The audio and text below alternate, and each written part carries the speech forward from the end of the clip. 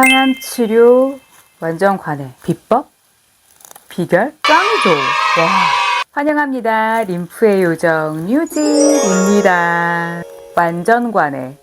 선항암 하시는 분들이라면 누구나 간절히 원하고 듣기만 해도 눈물이 핑 도는 말이지 않을까 싶은데요. 현재 항암 치료하고 계신 분들이라면 궁금하실 수도 있을 것 같다라는 생각이 들어서 제 이야기와 더불어 감히 비결이라면 비결이었다라고 할 수 있을 만한 자그마한 팁 하나 조심스럽게 전달해 보도록 하겠습니다.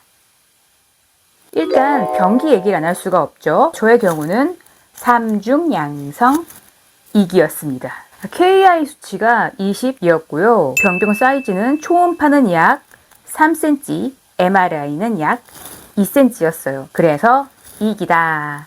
아무튼 제가 TC, HP 총 6회를 했는데 그 중에 딱 절반 3회 끝나고 중간검사가 들어가더라고요. 검사 방법은 MRI. 제 중간검사 결과는요.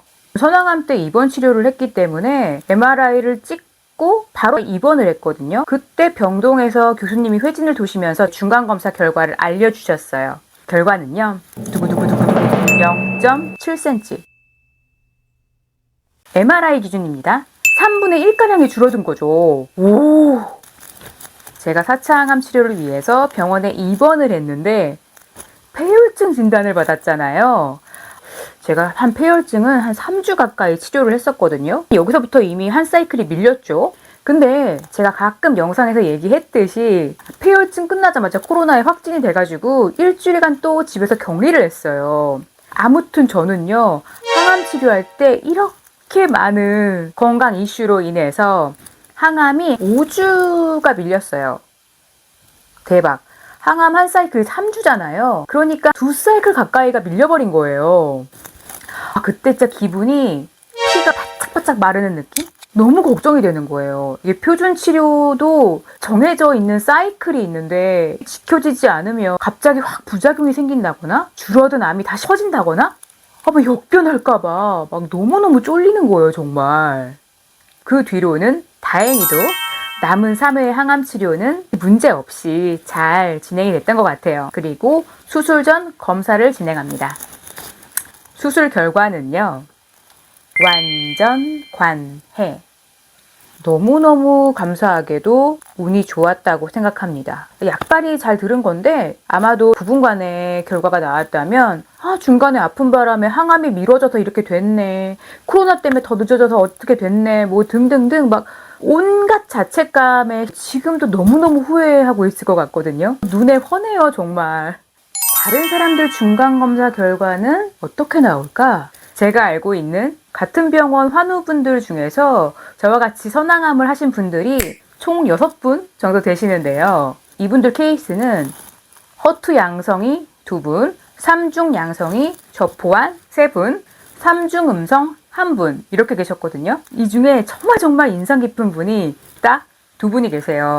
한 분은 허투 양성 2기셨던 분이고 60대 선생님이세요. 이분은 중간검사 결과와 처음 진단받으신 병변 사이즈 있죠. 거의 차이가 없으셨다고 하셨었거든요. 그런데 놀랍게도 수술 후 완전 관해.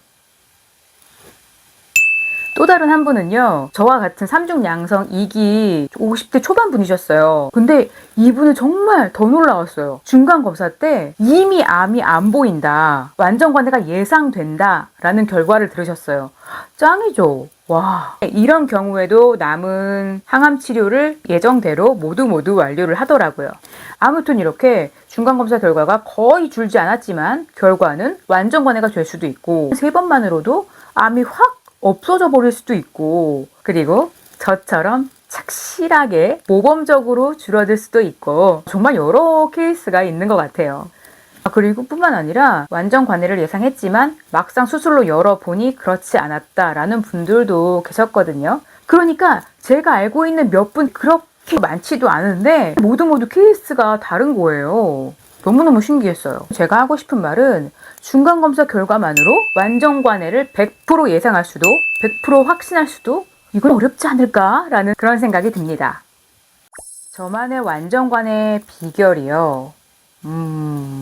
정답은요. 그런 건 없다. 라고 말씀드리고 싶어요. 얼마 전에 우연히 미국의 한 연구 결과를 봤거든요.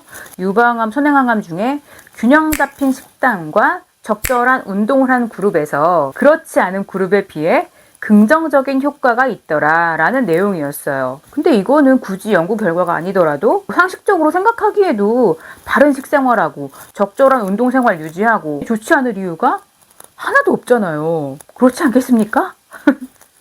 근데 저는 돌이켜보면 항암 부작용으로 식욕이 진짜 폭발! 그리고 입이 터져갖고 맨날 배달 음식 시켜 먹었고요.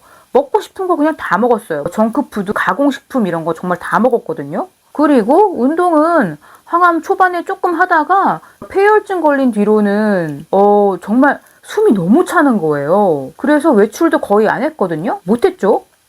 컨디션도 안 좋고 걸을 때마다 숨차고 발바닥도 너무 아프고 관절 아프고 뭐 온몸이 다 아프니까 몰래 곡소리 많이 냈어요, 집에서. 한마디로 적절한 운동? 뭐 움직임 거의 없었다고 보시면 돼요, 진짜. 대부분을 먹고 누워있고 재택근무로 주어진 일 하고 끝나면 바로 방에 들어와가지고 뭐 아무것도 못했거든요. 뭐 생산적인 일, 생산적인 사고 불가능한 상태였어요. 잘 되겠지. 아유, 케세라세라. 될 대로 되라. 지금 지났으니까 이렇게 말할 수 있는 것도 있겠지만 진짜 당시에 제 심정이 그랬어요. 죽을 팔자면 죽고 살 팔자면 살지 않을까? 정말 이런 생각을 했어요. 제 목숨이잖아요. 일생일대에 진짜 중대한 일인데 이게 폐혈증에 코로나에 막 너무 아파 버리니까 모르겠더라고요. 왜 이렇게 쟤는 본인 건강을 무심하게 생각할 수가 있지? 라고 생각하실 수도 있는데 당시엔 그렇더라고요. 몰라, 뭐 어떻게 되겠지. 머리는 대머리에 전신에 힘은 없고 항암제에 쩔여져 가지고는 할 수 있는 게 아무것도 없더라고요. 그래도 굳이 하나를 꼭 해보자면 근데 나 이번에 잘 될 것 같아. 왜냐? 암? 내가 아플까봐? 이런 의심? 저는요 살면서 단 한 번도 해본 적이 없거든요. 정말. 그리고 느껴지는 증상이 있다거나 가슴에 멍울이라든가 이상이 있어가지고 병원을 찾아간 게 아니에요. 국가검진에서 받은 유방 엑스레이에서 양성석회가 나왔다고 오진을 받았잖아요. 보통의 경우는 그냥 잊어버리고 살 거예요. 근데 저는요 정말 그 어떤 이상 증상이나 문제가 있지 않은데 제 발로 찾아갔는데 암이 나왔다니까요. 내가 대단하다 이런 얘기가 절대 아닙니다. 내 살 길 내가 알아서 찾아갔나? 이런 생각이 막연하게 있었어요.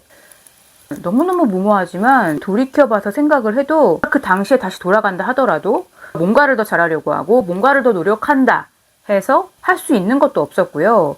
그럴 문제는 아니지 않나 라는 생각이 듭니다. 어차피 당시에 뇌작동 오류 나가지고 아무것도 신경을 못 썼어요. 그냥 아파 죽겠다 이런 생각뿐이었었던 것 같습니다. 자기 편한 대로 생각을 하는 거죠. 정말 스트레스 덜 받으려고 이런 심리적 안정과 잘 먹고 잘 쉬고 몸 편히 지냈던 거 이게 비결이라면 비결이지 않을까라는 생각이 듭니다. 아무튼 제가 오늘 하고 싶었던 이야기 첫 번째는요. 요즘 병원 사정으로 수술이나 치료가 밀리거나 하는 경우도 종종 있잖아요. 꼭 병원 이슈가 아니더라도 저처럼 개인적인 이유로 일정에 차질이 생기는 경우도 분명히 있을 거란 말이죠. 이런 경우에 100이면 100, 10이면 10. 나 어떡하지? 나 어떻게 잘못되는 거 아니야? 너무너무 걱정되실 거란 말이에요. 제가 그랬으니까 거의 2사이클이나 밀렸다고요. 저 같은 경우도 있습니다. 그러니까 너무너무 걱정하지 마세요. 라는 좀 긍정적인 이야기를 해드리고 싶었어요.